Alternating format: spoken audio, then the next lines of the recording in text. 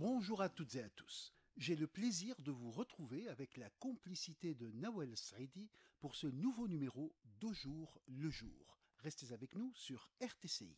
L'écume des jours.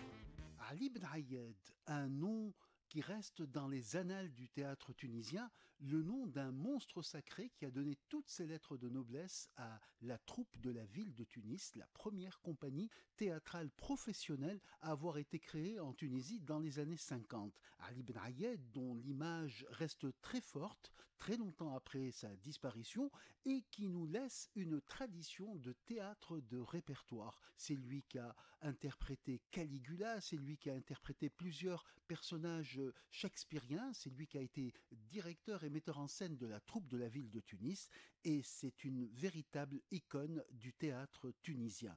Ali Ben Ayed, dont nous voudrions saluer la mémoire aujourd'hui. Parlons tunisien. Dans notre chronique par les Tunisiens, nous allons essayer de nous pencher sur un terme, celui de barmakli. Le mot barmakli en langue tunisienne signifie un paravent, un écran en quelque sorte. Et nous trouvons le même mot exactement avec la même prononciation en langue turque. Il sera de fait prononcé parmakli et ce terme désigne un doigt. Donc, comment est-ce que l'on pourrait prendre cela? Est-ce qu'il y a une proximité entre les deux mots? Phonétiquement, elle est tout à fait évidente et il est clair que le terme est issu de cette langue turque. Est-ce que ce sont les lamelles de bois qui font un paravent, qui ont donné son nom de barmakli à ce paravent?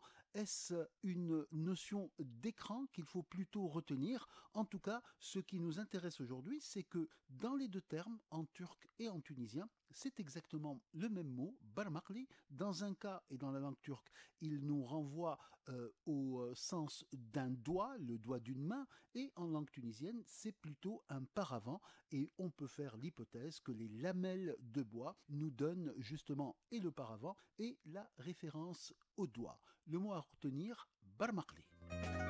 Le feuilleton. Nous allons dans notre feuilleton nous intéresser aux jeux d'enfants dans la Tunisie des années 40, 50, 60, lorsque les enfants n'avaient pas tous les objets dont ils disposent aujourd'hui. Nous allons commencer avec les osselets. Les osselets qui sont un jeu connu chez nous avec l'expression khamsa kribet. Il y a 5 osselets et cela fait 5 pièces et bien entendu le jeu consiste à les lancer puis à les ramasser. Un jeu qui n'est plus tellement aujourd'hui à l'ordre du jour, mais qui reste une référence pour beaucoup d'adultes aujourd'hui qui ont dû y jouer lorsqu'ils étaient enfants, le jeu des osselets, le jeu de khamsa kribet en langue tunisienne. À bientôt sur RTCI en vous invitant à cueillir le jour nouveau qui se présente. Au jour le jour. Avec Hatem Bouriel.